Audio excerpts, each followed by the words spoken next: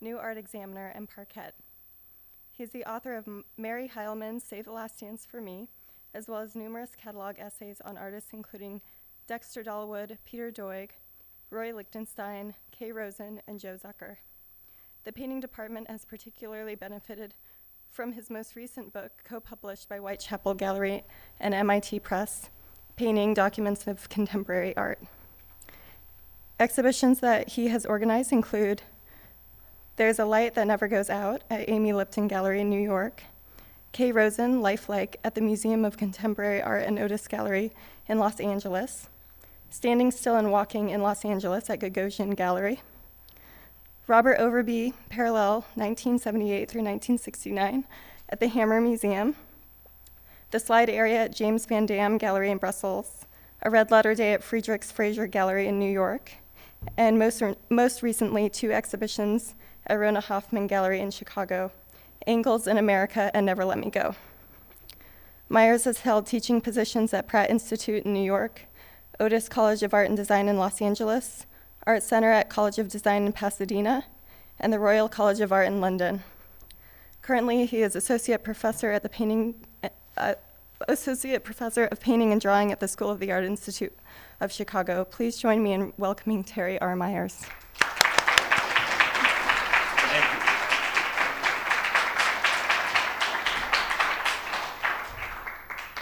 All right, if we could bring those down, those lights off, yes.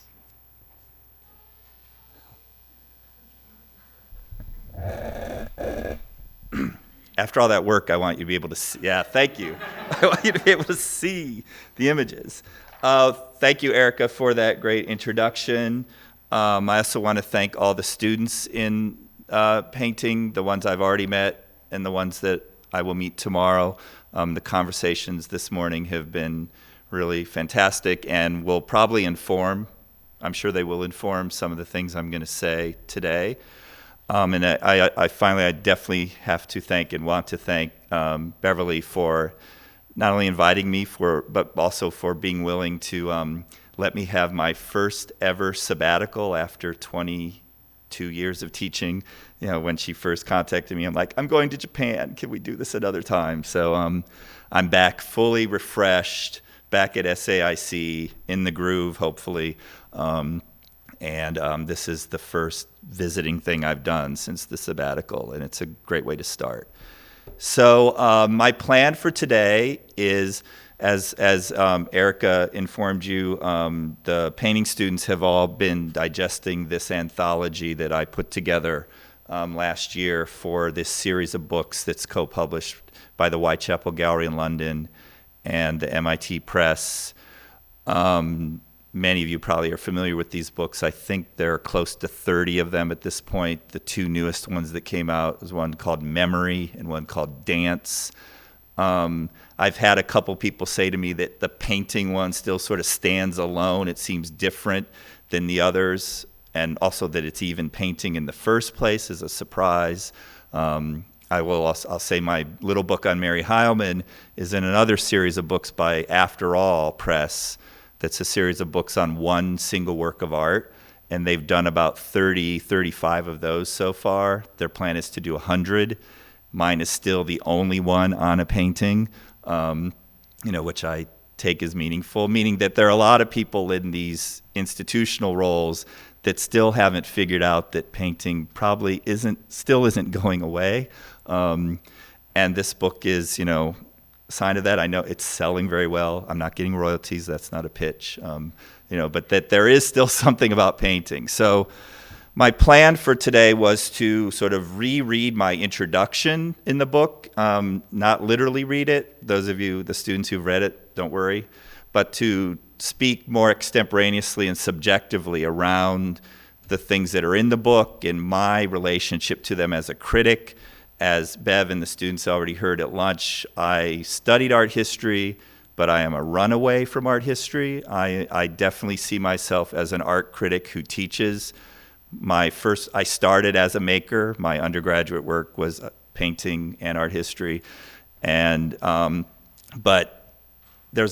have a lot more subjectivity in my work than what I was able to put into the introduction. But there is subjectivity in the selection of the text. There are about 50 texts in this book. To their credit, the Whitechapel, Ivana Blazwick, who's the director of the Whitechapel, really sees the books as having a point of view. So my plan is to sort of go through images, and I'm probably going to talk off the top of my head about most of them and occasionally dip into things about on the book. So, and I'm going to try to go a little fast because I've also appended a little surprise coda to the talk that takes us past the book. So that's the cover. It's a work by Katharina Grossa, a German artist.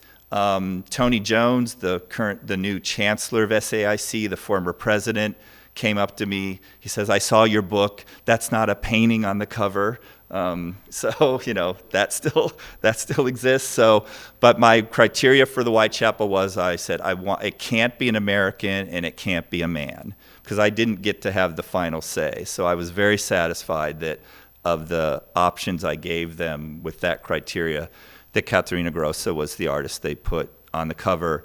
I have an excerpt from an interview with her, and she is someone who, starting in the 1990s, really was expanding the field of painting. So the title of my lecture is Painting's Unfinished Business, which could have been the title of this book if they would have had titles.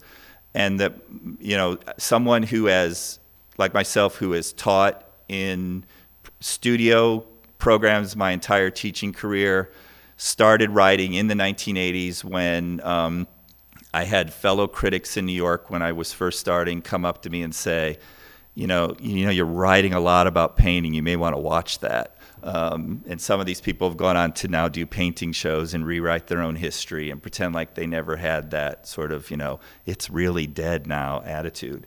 We thought it was dead before, but it's really dead now. So this death of painting narrative is something that figures in prominently in the book. So, but again, those of you who have read the book or looked at the introduction know that my introduction I called "What has already been said about painting is still not enough." And that is a rewrite of a quotation by Delacroix, and I'm showing you here his Liberty Leading the People of 1830, mainly because when the work I talk about in the introduction is The Death of Sardanapalus from 1826, but I can't stand having that painting up as long as I'm talking with that, man on that bed with all those concubine women all draped all over him. So this one is a little more girl power. But Delacroix in 1824, so 6 years before he completed this painting, wrote the following in his journal. He wrote, "What moves men of genius, or rather what inspires their work, is not new ideas, but their obsession with the idea that what has already been said is still not enough." And the longer I work with young artists, the longer I've been involved as a critic, the longer I kind of watch painting be sort of everywhere and nowhere all at once, the more I kind of feel that's what's going on in painting, particularly today. And I should say that I'm not anything that sounds like I'm claiming some sort of a extraordinary newness, something that never ever happened before. I'm not really claiming that because I don't think painting's really ever had that. I think we who are devoted to modernism maybe want to believe that there were moments of that, and maybe there are some small moments, but if we really take on the full history of painting, I think Delacroix's point is the point, that there may never be a point where there's not enough said about painting. There may never be a point where everything in painting has been done, has been really exhausted. But a lot of people, for various reasons, have wanted that to be true. In the introduction, I like synchronicity. I like moments so the year 1863, the year Delacroix dies, is the year Manet makes Déjeuner sur l'herbe. So that, at the moment of Delacroix, sort of the end of his life, painting like crazy all the way up to the very end, you have Manet emerging with setting up the terms, take your pick who you want to pick as the sort of originator of what we think of as modernism. Manet definitely, fits for us in that, but that I could probably walk walk into Chelsea right now and find a painting that I'm convinced that if I subtracted 100 years from its date, it would sort of make sense in relation to Manet's painting. And why is that okay? Why is that not just seen as being something derivative or something, backward, but, maybe something more provocative? Again, painting's unfinished business, meaning that the claim I'm trying to make, and I'm deliberately pushing this too far, is that maybe there's still stuff in Manet that's still workable, that's still usable. And I particularly think that's true for young artists, because what I'm dancing around here, and I'm going to talk directly with the students tomorrow, but we can talk about it a bit today, is I'm sensing that finally the generation that's starting to emerge has enough distance from modernism to begin to see a sort of bigger picture, or to reorient the relationship to how painting even functions or what it is. I mean, my young students at SAIC, they're so tired of the beginning of this book that's so rehearsing this death of painting narrative. They're like, can't we finally get past this? I'm like, okay, let's try. Maybe we finally will. But I can only work with what I can work with. So one of the criticisms of the book was that, it just rehearses the death of painting narrative, like I made it up. Like that somehow this is my idea. The death of painting narrative has driven painting now for more than a century. And one thing that I recognized in putting the book together was I wanted to start the book in 1981 because of the sort of great moment where you have Douglas Crimp in October magazine writing a text called "The End of Painting." It's the first essay in the book. But it's the same year that the Royal Academy in London, Norman Rosenthal and Christos Giacomides, curate a show called A New Spirit in Painting. Unfortunately, the text in that catalog wasn't as interesting, so it's not in my book. But I talk about this moment. How in 1981 can you have the end of painting and a new spirit of painting all at once? Well, giving away the joke, of course, that may be exactly what painting is. All at once, the end and the new spirit are always all at once at all times. So in The End of Painting, Douglas Crimp greatly relies upon the work of Daniel Buren, and I'm showing you here his Sandwich Men intervention, performance, painting, whatever you want to call it, from 1968. And then a few years later, Buren does this piece for the atrium of the Guggenheim. And Buren, along with his three cohorts, Olivier Mosset, Michel Parmentier, Nile Tironi, form a group called BMPT, and they issue this very potent manifesto at the opening of a show that the last line of the manifesto is, "We are not painters." I mean, it's gone through, painting is bourgeois, painting, all the sort of things that, especially in the late 60s, painting had become for young artists. They are against that. We are not painters. They close the show down. The show actually never opens. So that sort of gesture in 1968, it makes sense to us. But by the time we get to 81, Daniel Buren is still doing what he's doing. He seems to have, not that I'm trying to call Daniel Buren a painter in the traditional sense of the term, but he's seemingly found a way to get out from under these restrictive or these sort of pronouncements of the end of things. And I'll come back to that with one other artist in particular in a bit. So in 81, you have this end of painting, Douglas Crimp, and I should say that Crimp's article is a response to another exhibition curated by the American critic Barbara Rose. And Crimp's main pushback against Barbara Rose is that her show is all about bringing back all the tired sort of myth-making around painting. It's sort of humanist tradition, painting's about feeling and expression.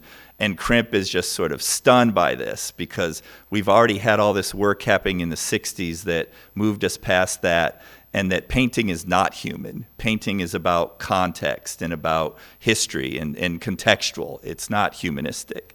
But then we have this emerging, what we call neo-expressionism, which I'm representing here with the Jean-Michel Basquiat painting from 1981, one of the reasons I picked it, called Untitled Head. So this contradiction, and yes, the sort of cycles of painting, the cycles of art sort of guarantee that these things happen. And at that point, within the sort of what we can now see as the end of modernism, emerging postmodernist thinking, it makes sense that there would be a reaction, and a shift in the back and forth, and that creates, again, some of the students know where I'm going with this, that back and forth creates a kind of energy, a kind of internal combustion engine for painting, that it keeps the cycle going. Then in the introduction, I had the luxury, as I was putting the book together, of a colleague, Michael Darling, who's now the chief curator at the MCA. At that time, he was the curator at the Seattle Art Museum. And he organized a show called Target Practice, Painting Under Attack, 1949 to 1978. And it was a fantastic show. The catalog is really strong. And it documents that period from 49 to 78, in which many artists internationally were literally attacking painting under siege. So 1949, the beginning of that show starts with Fontana. 1978, the show ends with Warhol. And I got the idea, looking through the book, flipping through it, that you could actually reverse the chronology and still tell an interesting story. So what I do in the introduction, I start in 78, because my book starts in 81. I thought, close enough. Andy Warhol, but it's an oxidation painting. So this is oxidation painting, 1978. Urine and a metallic pigment in acrylic medium on canvas. So these are the paintings that Warhol did, where he found boys on the street, cajoled them to come up and basically piss on his paintings. They are the only serious moment in Warhol's painting work where the photographic is nowhere to be found. And I've always thought that was telling, that the one place where the photographic could go away are the paintings that are being urinated on. But if we start with Warhol and Warhol's particular attack, painting under attack, and we move backwards through the history, this is very quick. And again, this is Michael Darling's show that I'm reading backwards. Linda Banglas in 1969, this is her piece called Baby Contraband, poured pigmented latex. Of course, post-abstract expressionism, post-Pollock, the painting as a literally unformed spill on the floor, breaking that sort of traditional notion of painting, at least within modernism, so on and so forth. And, the painting as a kind of excess. And also I would add just the material, the latex, a kind of plastic, strange, almost synthetic, the sort of relationship between the synthetic and the move back from the Warhol looks somehow older and more authentic. Looks like 1940s maybe more than Linda's piece. This is Nikki Dufault and Jean Tingley, who are both shooting at one of Nikki Dufault's reliefs. These paintings she was doing early 60s. This is 1961. The idea of literally shooting at a painting. And I would encourage any of you, if you find this intriguing, there's great YouTube clips. There's a great documentary that's sort of split up in 5 YouTube clips with Nikki Dufault talking about this period. And there's a great sort of contrast between, that clearly one of the reasons, in the worst sort of sexist way, that she was getting some TV time at this time was because of the way she looked. And so there's this, beautiful young woman sort of talking in this very aggressive way. And, that was another phenomenon at the time. The artist Lee Bontecu had very similar sort of experience. So the idea of these women artists participating in this very aggressive sort of act was compelling to a lot of people. But the idea of shooting at a painting, you can't get much more, the point is clear. Jasper Johns, canvas, 1959, literally the painting turning back on itself, the neutralizing of gray, Johns is, as Clement Greenberg discusses, and Greenberg at one point coins the phrase homeless representation about Johns, in terms of everything that normally serves abstraction in painting is suddenly serving representation, and vice versa. And then, again, I've done this very quickly. We're back to 1949. Lucho Fontana, one of his concretos spaciales, poking holes. This is actually a work on paper, but that disruption of the surface of the picture plane, if you will, the activity of it, so on and so forth. Now, as I do in the book, I skipped over abstract expressionism, but Pollock could be here, so on and so forth. But again, my whole point was going backwards didn't seem like we were really going backwards. We could easily be going forwards in terms of where we are now.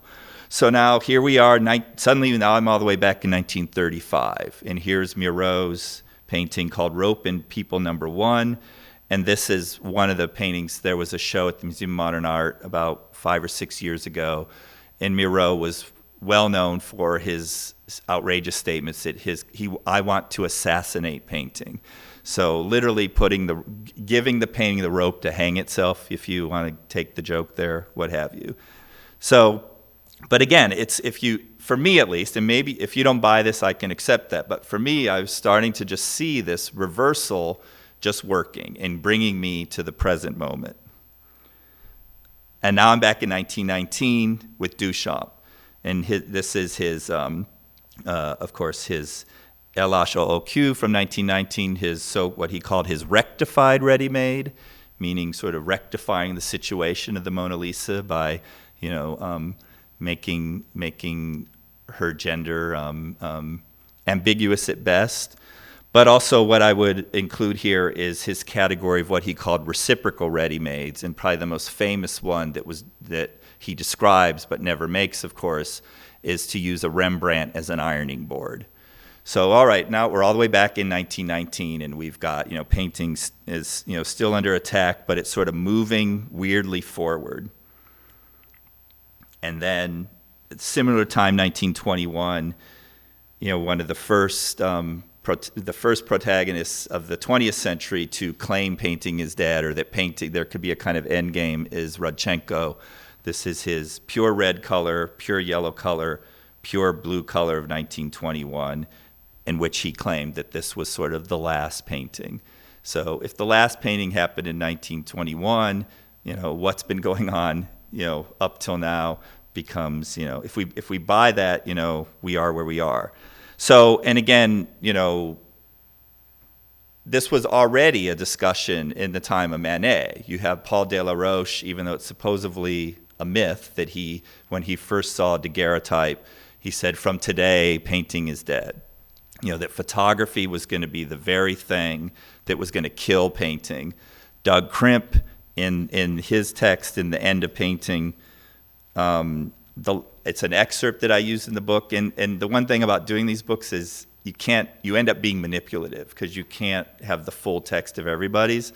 So I deliberately ended the excerpt of Crimp's essay with, photography may have been invented in 1839, but it was only discovered in the 1970s, which now seems like a quite kind of amazing and slightly outrageous thing to say. But, at the time, in 1981, when Crimp is writing this text, you can understand how he could sort of get there. So the book then moves through, this relationship between painting and photography that is there from the very beginning, from Delaroche's supposed outburst to the kind of supposed tension that photography was going to, end it all for painting. So I'm showing you here a Francis Bacon painting from 1952, Study for Crouching Nude, because I also found it interesting that another text that happens in 1981 is the philosopher Deleuze writes a book about Francis Bacon. And in that text, he talks about Bacon's antagonism towards the photograph. So that even, a good half century after or more after the invention of photography, Bacon's work as having a relationship with the photograph, and we know how much the photograph was useful for him in the studio, but it was an antagonistic relationship at best to create a kind of space in the painting and a material condition of the painting that deliberately, sort of undercut what we would see as the sort of power of the photograph. Via Selmans. In the book, I have an excerpt of a conversation between her and Chuck Close from 1992. This is her web from 2000, 2001, web number 2. Quite small painting, oil on linen. It's only 15 by 18 inches. But in that interview, Via tells Chuck Close that she sees the photograph in the image as just a kind of armature. She says it's an armature to hang her marks on.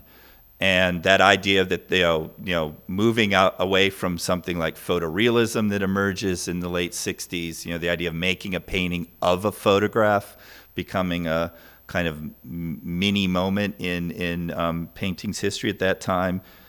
Via's offering up another sort of idea that the image is a kind of armature, and the mark making and the surface and the flatness is ultimately paramount. Hence, using using images that sort of allow that way of thinking to function for her. Spiderweb being one of them, but also, as some of you probably know, her images of stars in the sky, or her drawings of water, of the ocean, so on and so forth.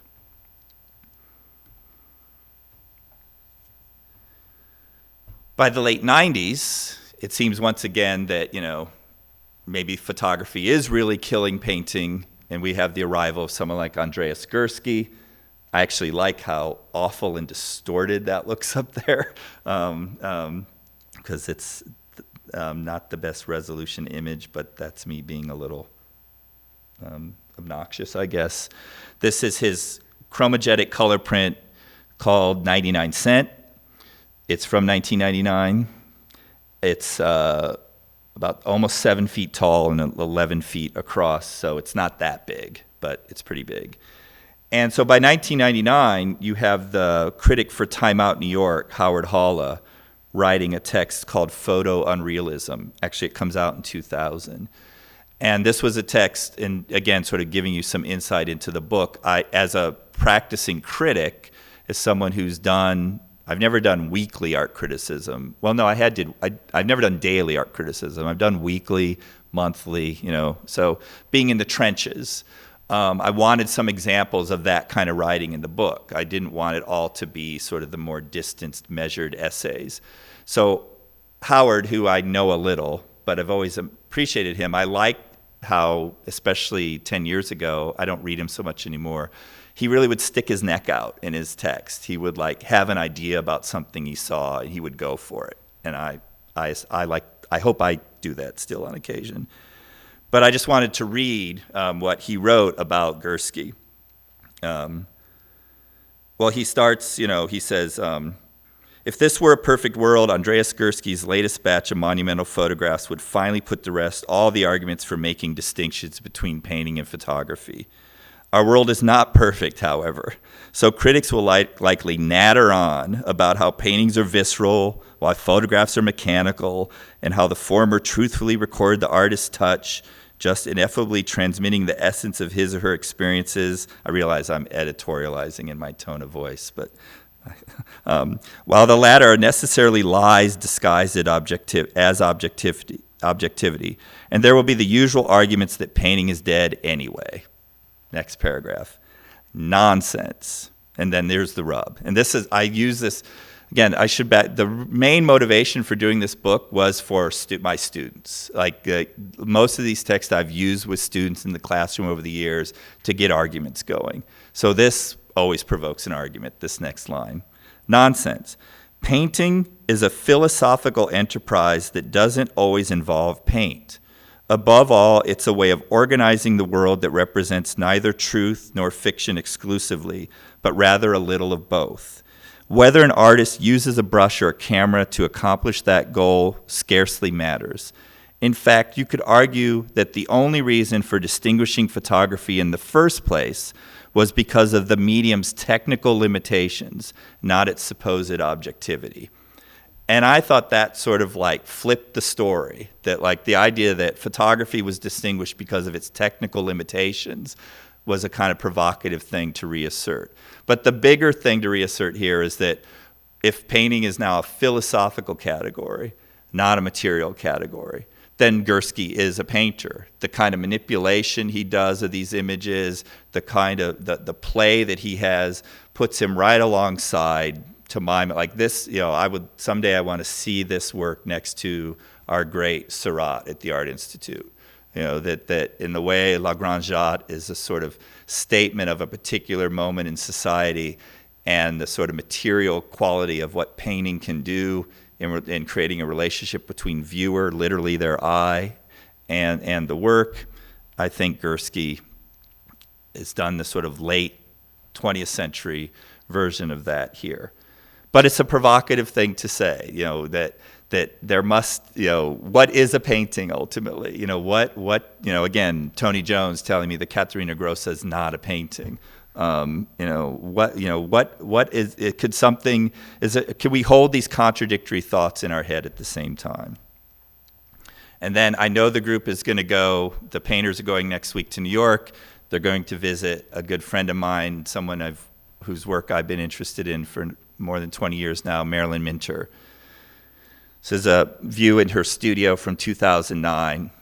So Marilyn Minter seemingly fits that whole category when you first sort of notice her images, and then you learn, you know, these large paintings made on metal. But then when you realize that, and she has a team of assistants who help her make them, and it's all very post-Warhol, sort of like antagonistic towards painting. But then Marilyn comes in and paints literally with her fingers, like literally. So when you see these paintings up close, there's all this smudgy fingerprint. Like you can't get much more about touch than that. So this strange sort of idea in her work where, you know, the drips are I mean, maybe less so now than they used to be, but the sort of physicality of the paint, she uses enamel on metal, so it's very sort of tacky and has a real sort of like peculiar quality to it. All of that is, you know, in conversation, let's say, with this ultimate sort of physical touch, or a kind of play on touch that she does. So when you guys go next week, go stand really close to them and like really look at the surfaces. And, you know, then the segue in the introduction was the other thing, that the reason to start the book in the late 80s was to acknowledge the extent to which women artists who had never left painting, but that painting before, you know, the argument, especially an argument within sort of second wave feminism, that painting was something to be rejected because it was by default a dominant position. It was a place of, you know, it was a place that was sort of irretrievable. That starts to be unpacked in the early 90s, especially in New York. I include a text in the book by a painter named Shirley Kaneda called Painting and Its Others, which I mainly put in the book because I remember being in downtown New York circa 1991, and everyone was talking about that essay. And I kind of miss those moments. Those moments don't happen that much anymore because the art world has gotten so big and expansive. But the moment of like something that like, wow, everyone was sort of like trying to digest and argue about, those moments when they happen, they are meaningful. But that you know, that painting became a place where there were women artists who very deliberately, alongside other artists of, you know, color, artists of different sexual orientation, who decided that no, it's in fact that sort of exclusionary space of painting and its history is the very reason why I'm going to stake a claim back in the center of it. So, for example, with someone like Marlene Dietrich, this is her work called The Painter from 1994. I included her great sort of manifesto called Woman in Painter that has outrageous statements in it like, I paint because I am a dirty woman, you know, deliberately sort of provocative. But what I really love about her, and I love about the books, is they do these graphic, they you have 4 pages to do quotes from artists. So I used this quote from Marlene that fits my whole point here, and it's kind of hard to read. I'll read it. It says, "Painting doesn't freeze time. It circulates and recycles time like a wheel that turns. Those who were first might well be last." And I think, the full sort of implications of that in relation to painting, in relation to being a woman painter, in relation to history, in relation to the larger, longer history of painting as we move out from under modernism and even out from under postmodernism, and younger students are capable of seeing like the larger view, which is facilitated superficially, I'd say, but still facilitated by things like Google image search and, the sort of fingertip accessibility of the bigger picture is, really making a difference in relation to painting. Larry Pitman, in the same category. It was Pitman where I first really got this idea in an interview with him. He's like, I want to be in the center too. You can't tell me that at the moment that someone like me, as a gay man of Colombian descent, that the moment where that it's no longer important, the painting no longer is important as a central place at the very moment where I'm allowed to get in there. I want to be in there too. And in the excerpt of the interview that's in the book, he says, I hate it when people say the work is eccentric. I think my work is everyday, quotidian.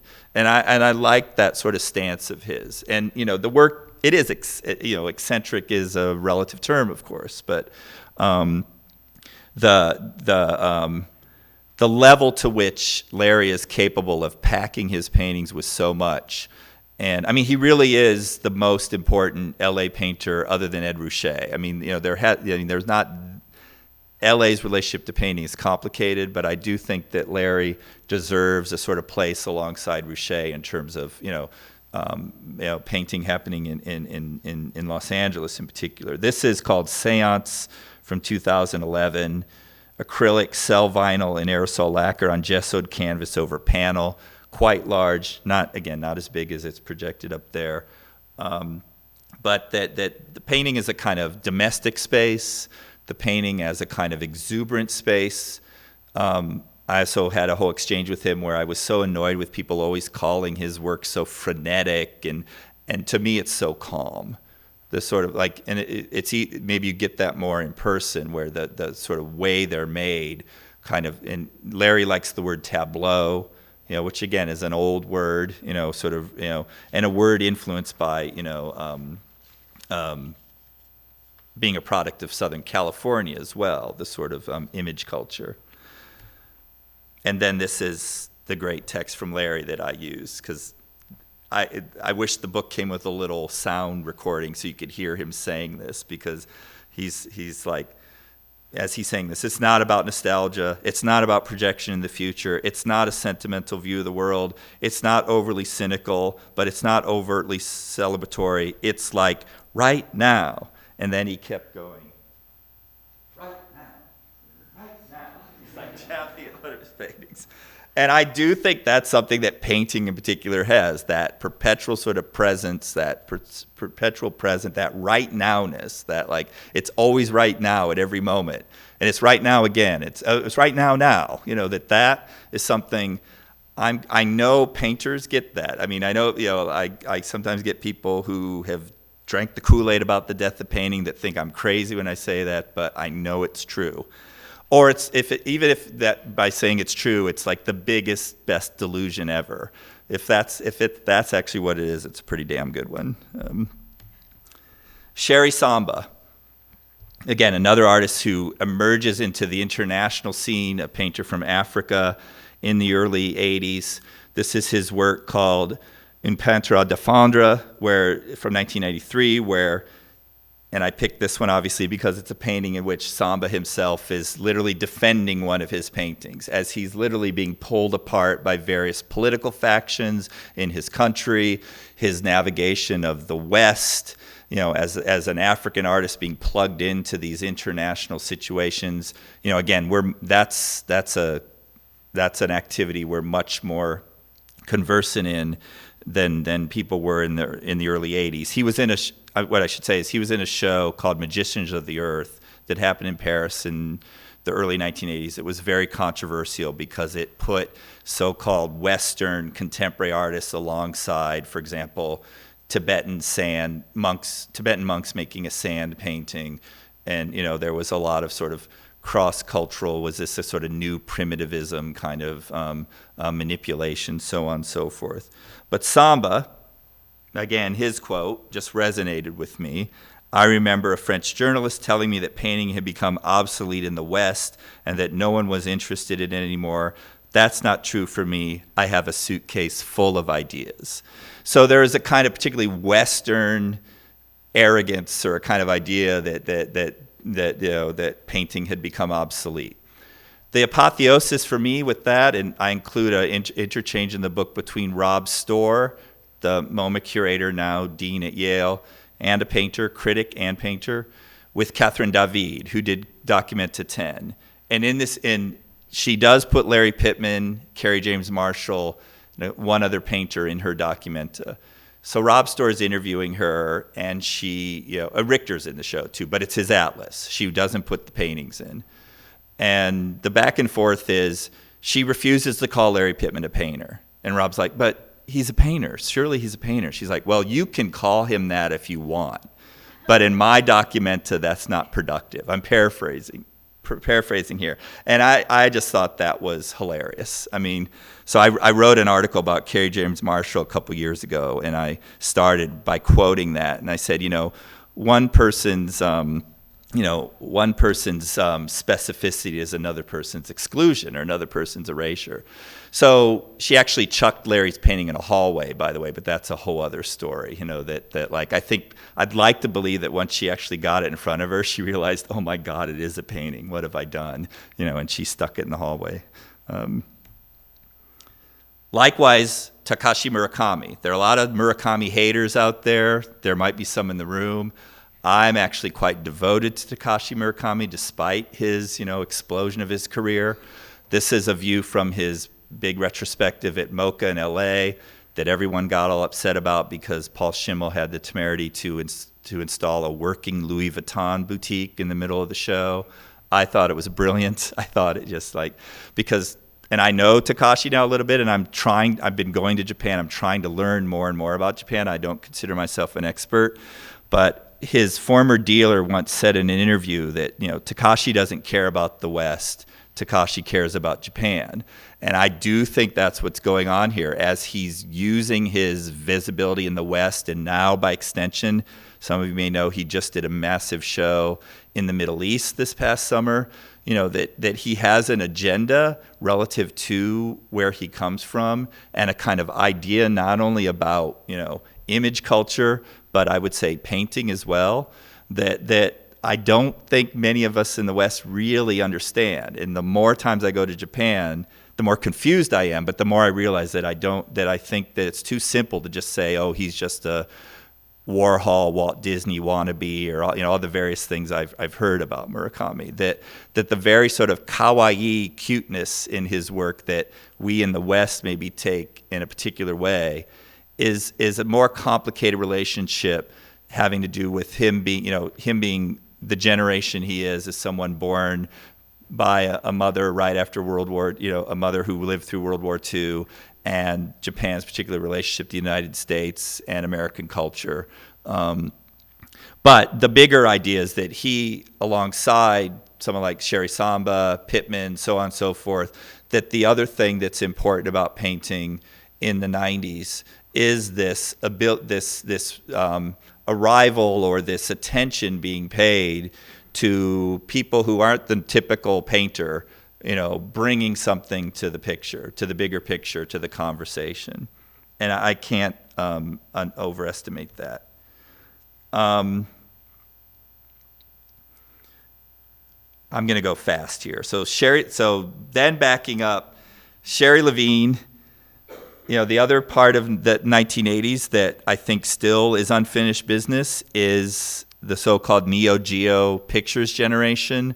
And I include a text by Hal Foster where he talks about the new abstraction actually isn't abstraction but simulation, and the idea that the painting is a simulation of an abstract painting. So Sherry Levine, her move from doing her re-photographs of famous photographs, this is one of her works called After Walker Evans, which is basically her re-photographing a Walker Evans photograph out of a book, framing it and presenting it as her work, to then her checkerboard paintings, which Hal Foster rightly argues in that text from 1985. This is from 1986, this one called Check Number 6, quite small, only about 2 feet tall, casein and wax on mahogany, that they are not simulations of a particular painting, but a kind of simulation of an idea of abstraction. So that sort of end game strategy that a lot of those artists had, these Neo Geo artists, likewise Peter Halley, this is his 2 cells with circulating conduit from 1988. But Peter is a perfect example, again, of what I talked about earlier. What I love about Peter Halley is that, I mean, it's amazing to see it that huge. It's not that big. He'd probably love that. He once told me in his studio that his goal was that he wanted a Peter Halley in every country in the world. And I thought he was joking, and then I looked, he wasn't laughing. I thought, wow, he's serious. Wow, that's kind of amazing. But the great thing about Peter, and I wrote a review of a show he had in the early 90s, you know, how do you get out from this rhetoric that you've put on the work, this sort of end game, you know, cells and prisons and, you know, paint everything locked down, and it's, you know, that painting is exhausted. It can only be a simulation. You know, it's a simulation without an original, so on. You know, everyone's reading Jean Baudrillard, you know, the Iraq War is not real, the first one that is. All of this kind of emerging notion of things that now, at least to my young students, seem terribly quaint. So in the early 90s, he does a painting. It looks a little different than these, more colorful maybe, and he calls it Nirvana. It's right the perfect moment that it's cool to call a painting Nirvana. You know, it wouldn't be so cool anymore. You know, Kurt Cobain, like the cool moment. I thought, oh my God, all he had to do was change the titles. And he lifted himself up out of this end game strategy. And he's now gone on, you know, he's given him, I mean, his work is suddenly, you know, he has moments of it being playful. Every now and then he reminds us that there used to be all this cynicism available in his work. And he's kind of able to have it both ways. Some people may find that cheating or a lessening of his work. I personally find that refreshing and liberating and good for him. Of course, I'm being influenced by one of my heroes, Mary Heilman, who I think was a big influence on Peter. I've never directly asked him about that. This is an installation view of a show she did in 2001. One anecdote I'll say, Mary started making these little chairs because they were ways, her idea was that it would change the relationship, that people coming in could sit in them, and it immediately puts you in a different sort of frame of mind in relation to looking at paintings. But they're also on wheels, so as she always puts it in all her talks, so that if you saw someone really cute, you could sit in one and wheel over next to the one they were sitting in.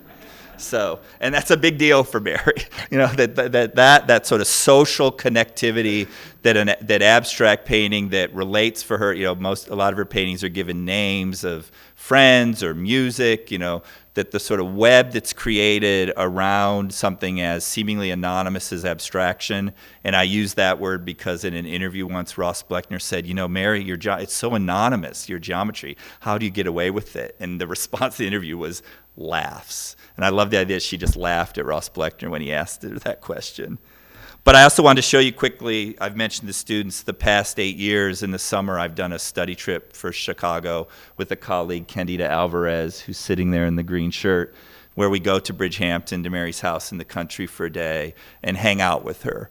And that hanging out is a big part of her work on all levels, but you really get it when you go to her house. I mean, we're sitting at a table she's made because she works in ceramics. She's made the bowls and the plate that's on it, and she's holding court, but she's also, you know, really wanting to know what the kids are thinking each time, and just, you know, and she's taught all these years, and that she really has been someone who has found a way from the mid-'80s on to change the dynamic of not only painting, but what we think of as abstract painting, I think in a really kind of joyful way. So I really hold her in high regard. Likewise, we've just lost Raoul De Keyser a week ago, but of course Raoul De Keyser is someone who sort of came late to the game, really started working in his 50s, but his ability to make abstraction that you didn't mind that you maybe would get an association, and not that you necessarily would know exactly what it was, but that not only did you not mind, you realized that that ultimately sort of reinforces a kind of idea of what painting can be. I think he's been tremendously influential on Luc Tuymans in particular, but he's influential on people I've met with today already. And the kind of again, this is completely wrong. The painting's about this big. Really someone who deserves a lot of credit for the kind of complexity of the situations that we have now. So figuration, that if painting was dead, figurative painting surely must be dead. Like that if modernism was about a move away from figuration, or that's what we've been conditioned to believe, other things that happened in the 90s, really, I still think are being under-recognized. And this show in particular, this is Jim Shaw's show he did in 1991 at Metro Pictures in New York called Thrift Store Paintings. And Jim Shaw was a contemporary friend, from Michigan, goes to California, friend of Mike Kelly's. And when he's brought into Metro Pictures, which is a very important gallery in New York at this time, his first show, instead of doing a solo show or show of his work, is he does this show of some of his collection of thrift store paintings. And this isn't my idea. Jerry Saltz has written about this, a lot of us. I was at this opening, the sense of permission, the shock of it first, like, who is this guy from LA and how could he do this at Metro? Mike was showing, we got the aesthetic, but that they were really thrift store paintings. Like, wow, are they for sale? No, most of them weren't. What was really going on here? And so I had, of course, the book, the catalog that was done, there's no essay, which I think is actually kind of brilliant. Jim doesn't try to explain anything. He just shows the work. But what there is the checklist. So one of the sticking points I had with the editors is I demanded that we had a 2-page excerpt of the checklist in the book.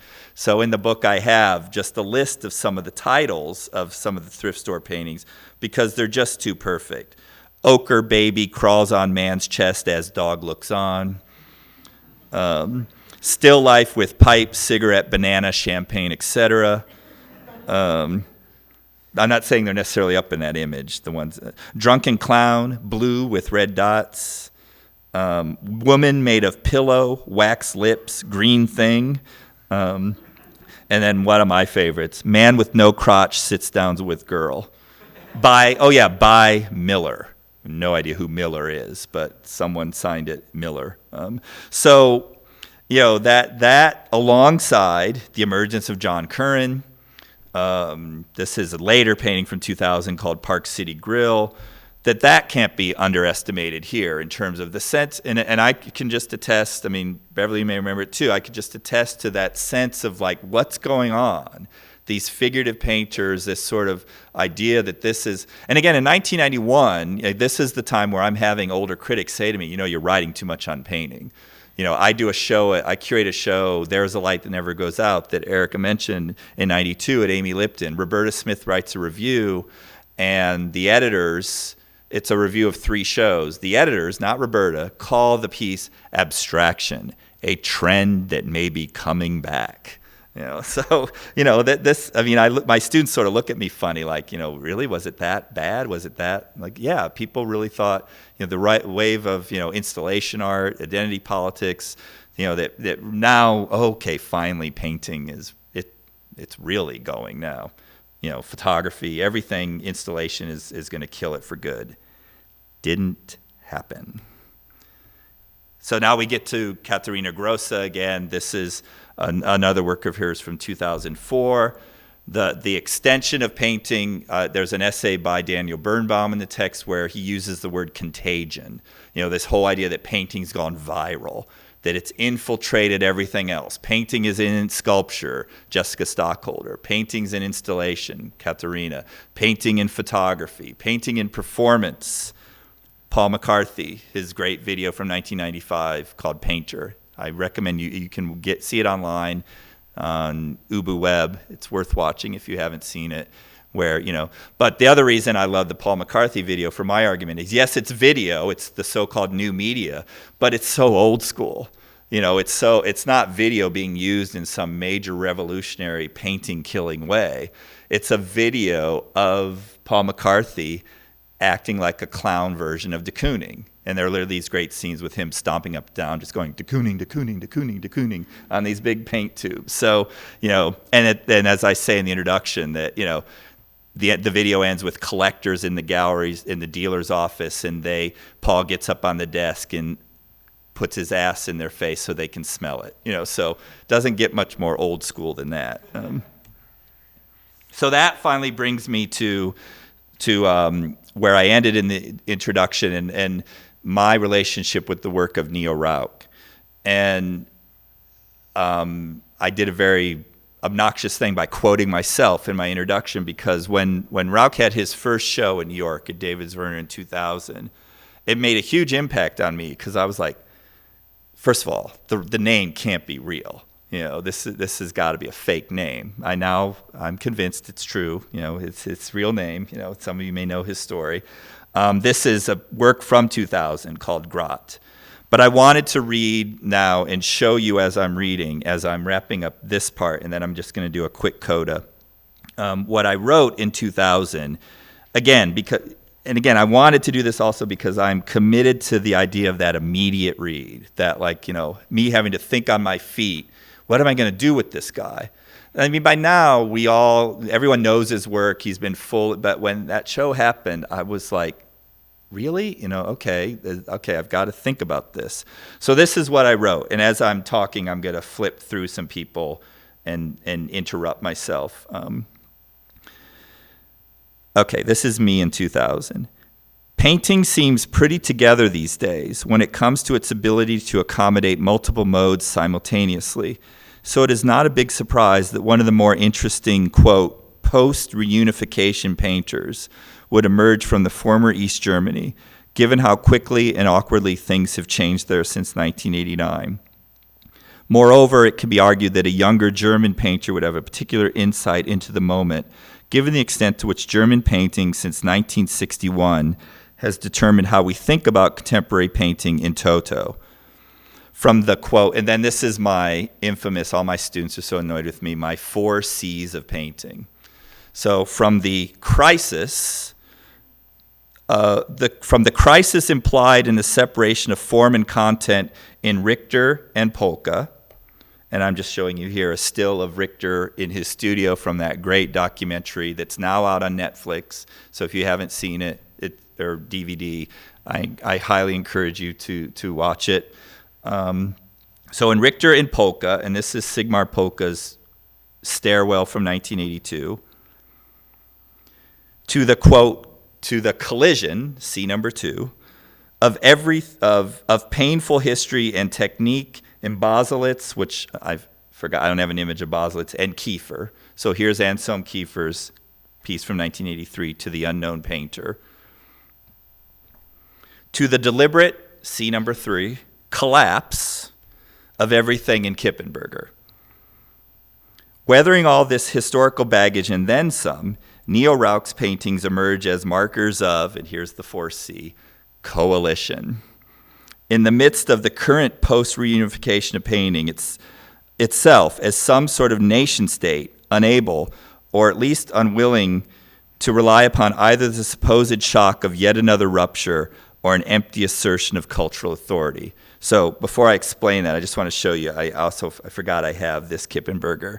I told a student I had this to show. This is the Kippenberger called Model Interconti, and it's a little table he made in 1987 he bought a little Gerhard Richter painting, and he turned it into a table. So that's a little Gerhard Richter painting on the top. And the painting cost him much more than what he was able to sell the work for as a work by Martin Kippenberger, which I think was also part of the point. So this is ultimately Duchamp's Rembrandt with an ironing board sort of realized. So, what do you do after the collapse of Kippenberger and Germany, and we're talking about Germany? Well, you find some guy, Hollywood couldn't have created it better. You find some young painter who studied with the state painter of East Germany, who goes by the name Neo Rauch, And, you let him sort of coalesce these things that we all thought could never really come together in painting. The kind of color of kind of the design and graphics of a certain kind of propaganda, a kind of, weird surrealist, figuration, a kind of weird storytelling. This is a much later painting from 2008. And you let it function coalitionally rather than confrontationally. You let it somehow kind of work. And as I say to my students, it's like, sometimes it works in governments, and now it seems to be working all the time in painting. Like I always use the example that, because I'm from Indiana originally, there was a moment in the 70s where the radical feminists try to hook up with the evangelicals for a ban on pornography. There are these weird moments that sometimes happen where you go so far one way that you can hook up with the far on the other way and something can be done. It didn't ultimately work, but it almost did. So I see that in painting all the time. So rather than Birnbaum's use of contagion, that's not my 4C. I like the word coalition, because I think painting isn't contagion or viral in all these other mediums or even within itself. But there's a kind of ease now. It's survived all of this weight of, you're dead, you're dead, you're dead. And not only has it survived it, it's worn it as a badge of honor. It's made use of it. Back to my pushback to the reviewer who said, oh, this book is just caught up in the death of painting. I didn't create the narrative. It's been here all along. But maybe the other reason to do this book is I do sense that maybe finally, because it works so well for us in the 20th century, emerging postmodernism, maybe there will come a time where we finally will get over this idea of painting being dead or alive, or and it'll just be painting again, and it can be painting, in relation to a longer view of history. So just quickly, I wanted to add as a coda my experience of going to Documenta this summer. Did anyone here go? Yeah. So I'm showing you the room that Carolyn Christoph Bakarev called the brain, the sort of central core of the exhibition. And I'm mainly showing you because of her decision to show 6 Giorgio Morandi paintings. And she also shows, it's hard to see here, but right here are some of his objects, which, interestingly enough, we should remember objects, many of which he painted on. And he thought about that as sort of making a painting on the object to then have the painted object available to make the paintings. But that's not my main point. So I'm someone who goes to these kind of shows always incredibly frustrated because most of them are being done by curators who had drank the institutional Kool-Aid that painting's dead. They weren't trained how to really think about painting. The number of times off the record, I could count them on one hand, but 4 or 5 times in the past few years, I've had young curators call me in a panic. My institution wants me to put together a painting show. I have no idea what to do because they thought it was over. They weren't trained in it. They don't know what to think about it.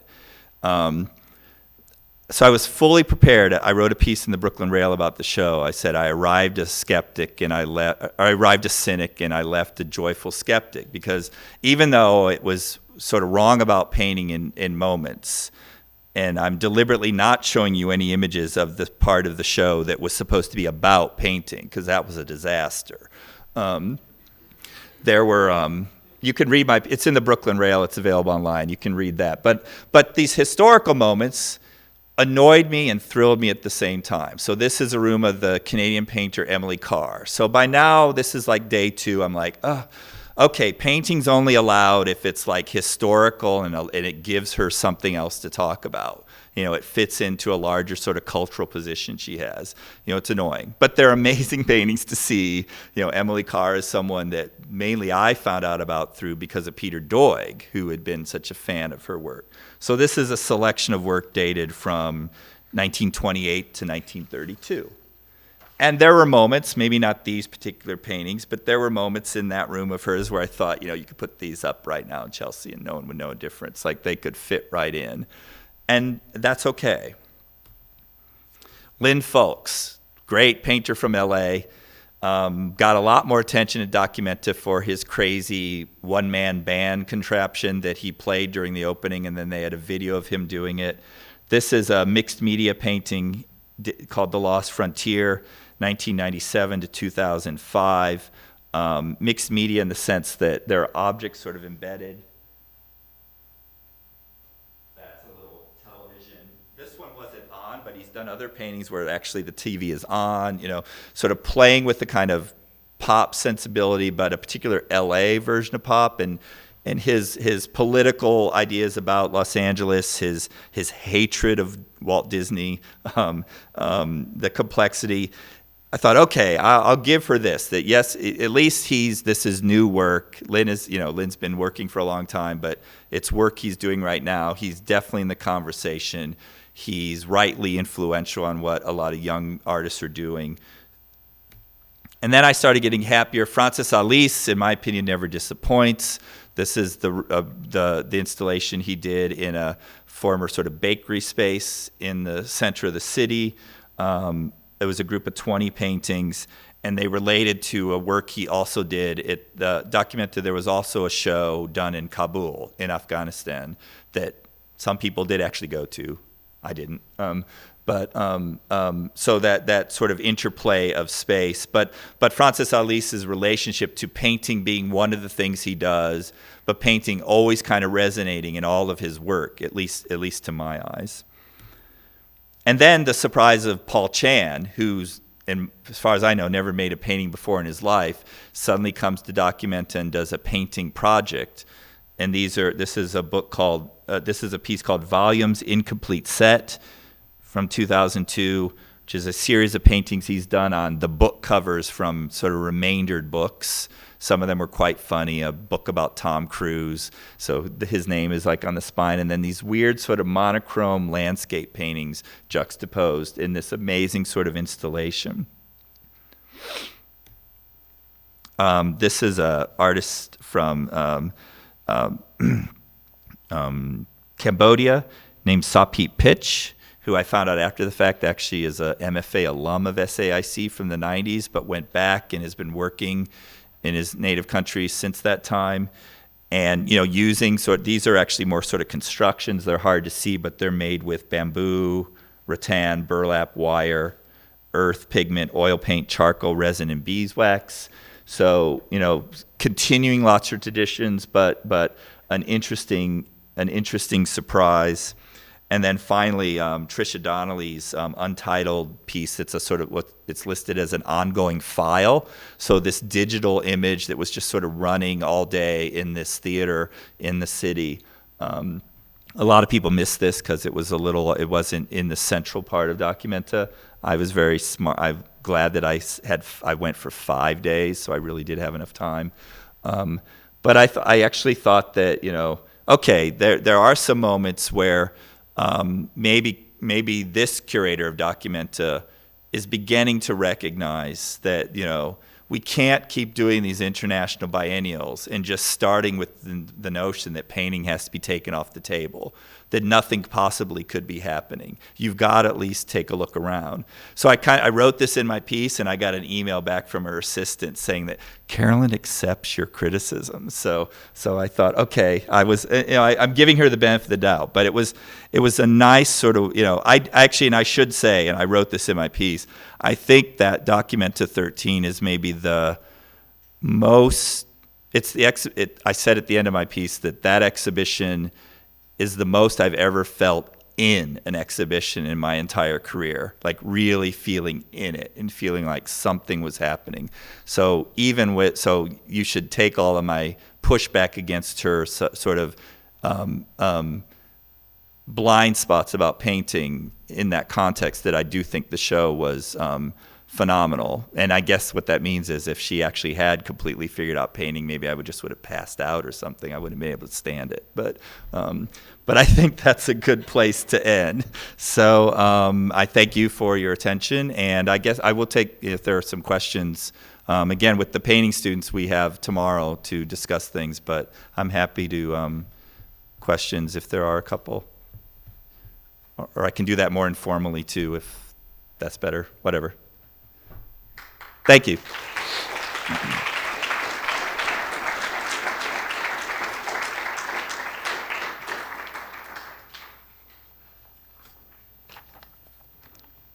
right, thank you. No, it's fine. No, it's fine. But if you, I mean, you could come down. I'm not running out the door either. If you have a private question or something you don't want to. I know how it is. I mean, Monique Prieto just spoke in Chicago 2 days ago, and all my students are sitting there, and I'm like, ask a question. Oh, good, there is a question. I'll ask Thank you you. just kind of a practical question. As someone who's teaching painting class, the young students, like you're saying, getting that same pushback in terms of this, like, can we just stop talking about painting being dead?